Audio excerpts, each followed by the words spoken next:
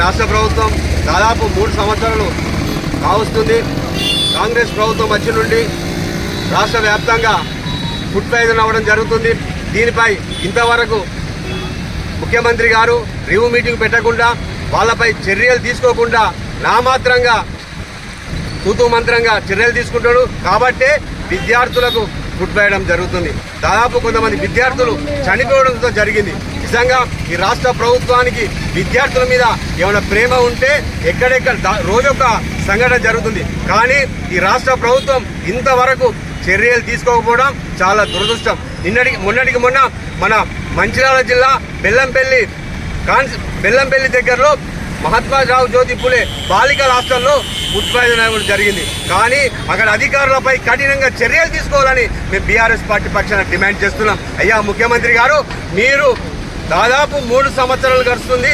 విద్యార్థుల ప్రాణాలతో చెలగాటమాడడం చాలా దురదృష్టమని ఈ సందర్భంగా తెలియడం జరుగుతుంది. ముఖ్యమంత్రి గారు, మీరు వెంటనే రాష్ట్రంలో ఫుడ్ పాయిజన్ అవుతున్న హాస్టళ్లపై రివ్యూ మీటింగ్ పెట్టి అధికారులపై చర్యలు తీసుకోవాలని మేము డిమాండ్ చేస్తున్నాం. అవసరమైతే అధికారులను శాశ్వతంగా డిస్మిస్ చేయాలని మేము డిమాండ్ చేస్తున్నాం. ఎందుకంటే విద్యార్థులు హాస్టల్లో చదివే విద్యార్థులంట పేద విద్యార్థులే.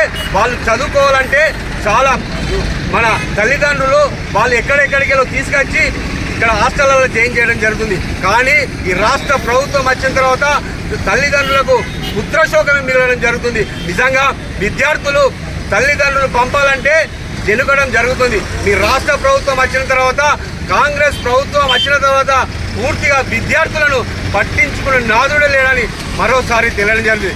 అందులో భాగంగానే ఈరోజు అంబేద్కర్ గారికి మీకు కలలోకి వచ్చి హితబోధన చేసి గురుకులలో ఫుడ్ పాయిజన్ కాకుండా చూడాలని మేము అంబేద్కర్ గారికి ఈరోజు వినతి పత్రం ఇవ్వడం జరిగింది. ఇప్పటికైనా ముఖ్యమంత్రి గారు, మీరు వెంటనే ఎక్కడెక్కడ ఫుడ్ పాయిజన్ అవుతుందో వాటిపై చర్యలు తీసుకోవాలని మేము బీఆర్ఎస్ పార్టీ విద్యార్థి భవన్ నుంచి డిమాండ్ చేస్తున్నాం. లేకపోతే ఖచ్చితంగా విద్యార్థి ఆధ్వర్యంలో విద్యార్థులతో కలిసి ఆందోళన కార్యక్రమానికి శ్రీకారం చుడతామని ఈ సందర్భంగా తెలియడం జరుగుతుంది.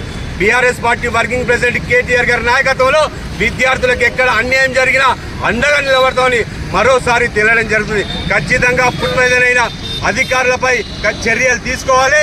లేకపోతే మేము ఆందోళన కార్యక్రమం శ్రీకారం చుడతామని ఈ సందర్భంగా తెలియడం జరుగుతుంది. జై తెలంగాణ, జై తెలంగాణ.